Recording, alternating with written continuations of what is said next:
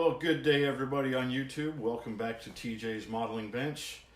I've been on a bit of a shopping spree lately, which I probably need to rein in a little bit, take control of. But there were some things I've been wanting for a while, and a few things I needed, but really most of the money's been spent on things I wanted. Behind me, I'm still working on the F4F Wildcat. It's coming along pretty well. And then I do have the 67 Pontiac GTO that's getting a little attention, not near as much as the Wildcat is at the moment. But let me take a few minutes to show you the stuff I've gotten recently.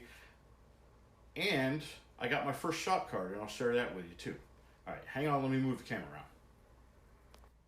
Okay, so first things first, I've made a few internet orders lately, and this is something that I'll use for scratch building.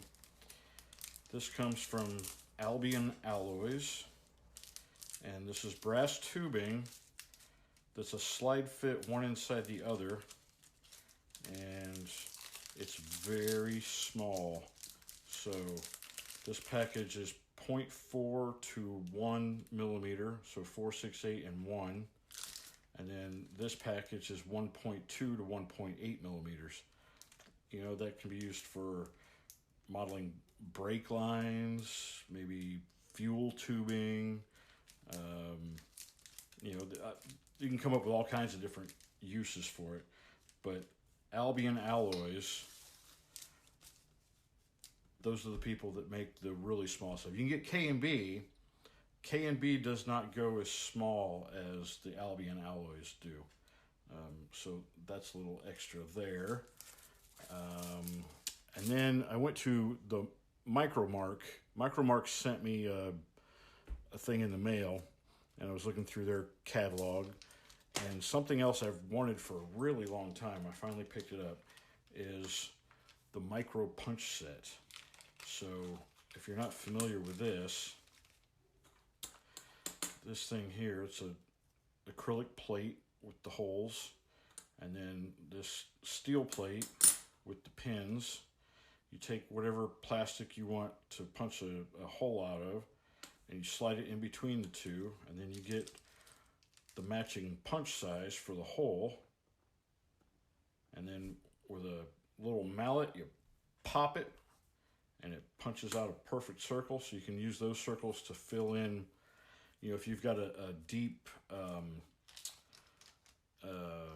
do you call that, on the ejection mark? Yeah, I don't know why I couldn't think of that.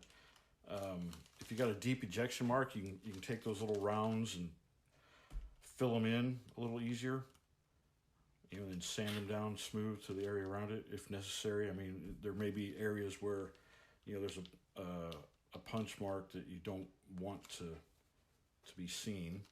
So that's that. I'm really excited about that one. And that's not really cheap, unfortunately.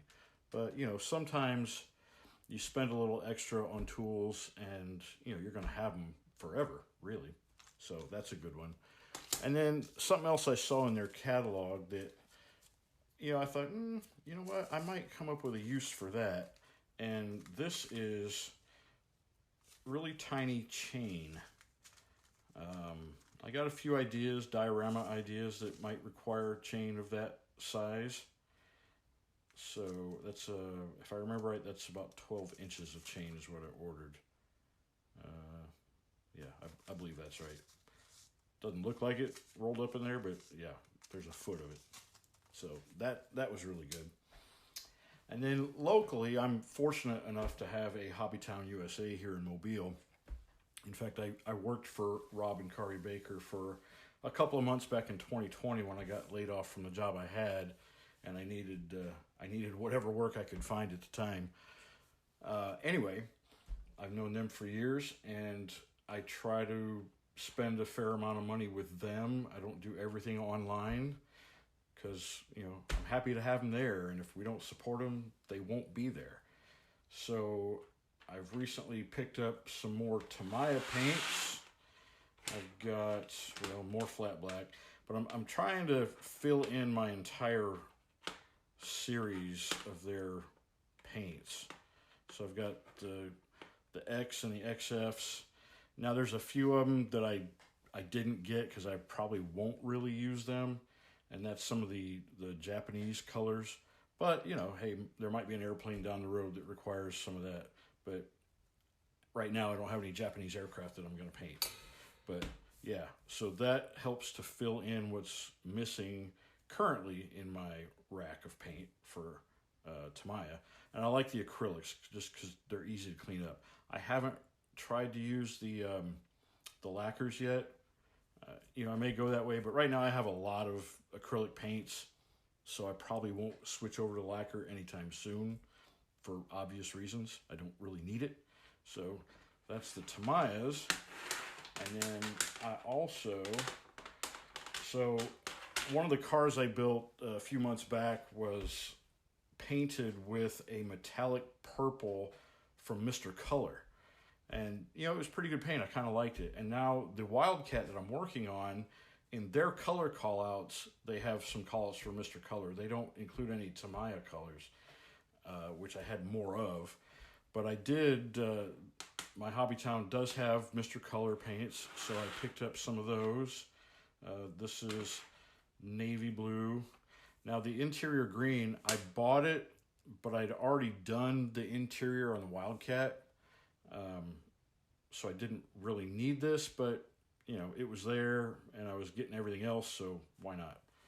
I've also got aircraft gray and a grayish blue for Navy aircraft, and those are both actually called out. Here we have ocean gray and a medium sea gray, and finally from Mr. Color, the intermediate blue, another aircraft color for World War II aircraft, and you can see what I'm paying for it.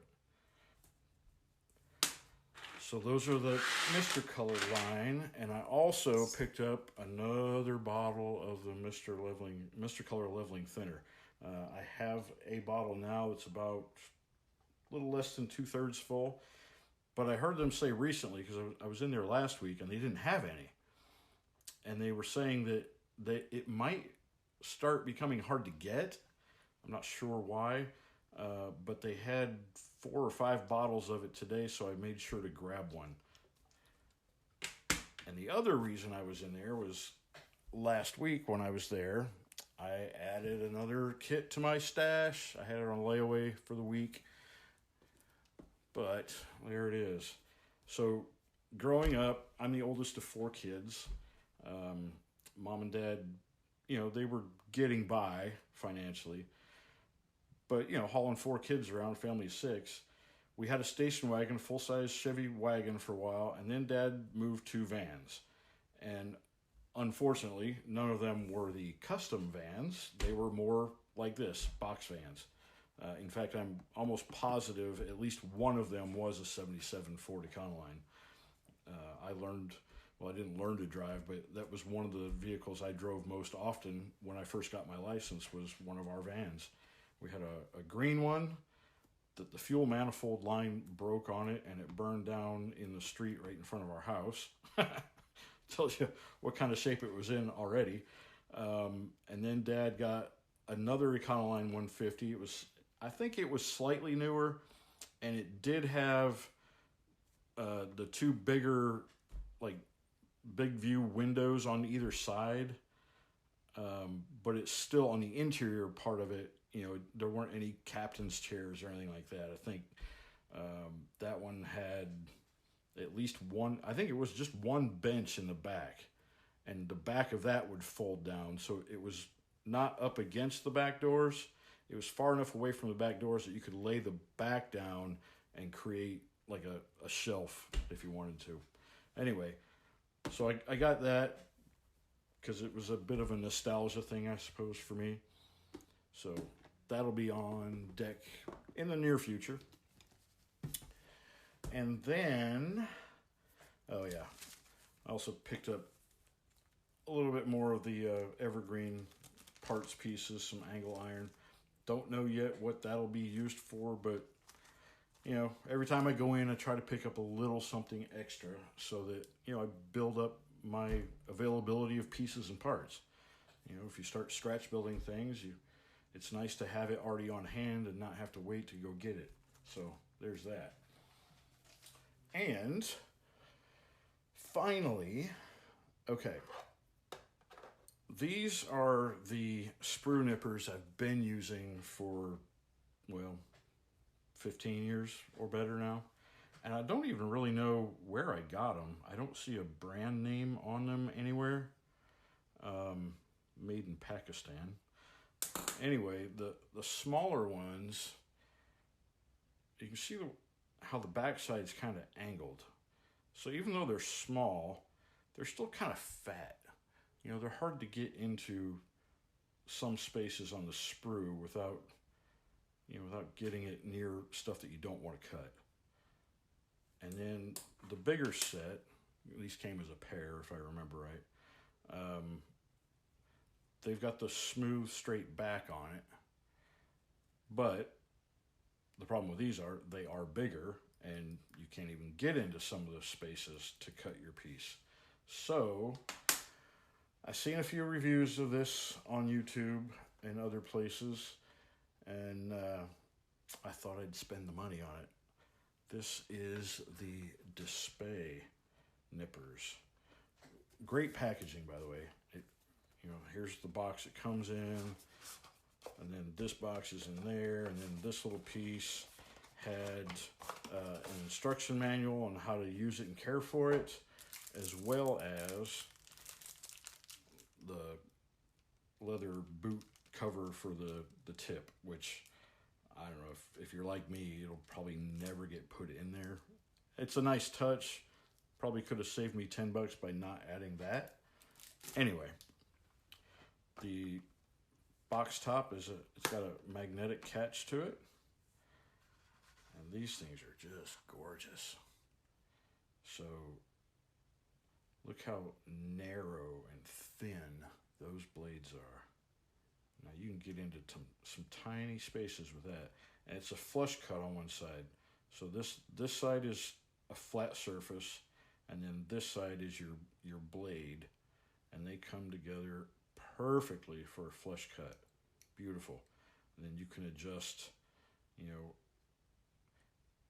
where they come together. If you want to leave a little bit of a space, I don't know why you'd want to, but you can adjust that. It even comes with a small tool for making adjustments. That is a tiny ball wrench, Allen wrench, ball Allen, which, yeah, fits right down in there.